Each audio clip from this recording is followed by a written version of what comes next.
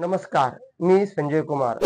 आज मी तुम्हाला सांगणार आहे हत्तीचे दात ओरबडणारे देश कोणते, म्हणजेच हत्तीच्या दातांची तस्करी स्मगलिंग करणारे देश कोणते। कारण हत्तीच्या दाताच्या स्मगलिंग पासून करोडो रुपये कमावणारी टोळी अस्तित्वात आहे। तर आज मी तुम्हाला सांगणार आहे जगामध्ये हत्तीचे दात ओरबणारे देश कोणते। 1990 ते 2024 या दरम्यानच्या काळामध्ये एकूण किती किलो हत्तीचे दात पकडले गेले आहे।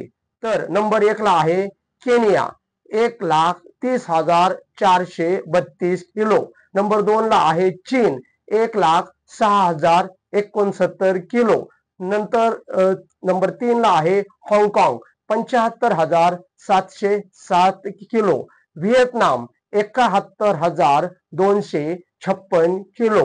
Singapore 29,882 kilo. Mozambique 24,972 kilo. आणि लास्टला आहे नायजेरिया 23,031 किलो। अशा प्रकारे जगभरामध्ये या देशांमधून मोठ्या प्रमाणावर हत्तीच्या दातांची तस्करी स्मगलिंग केली जाते।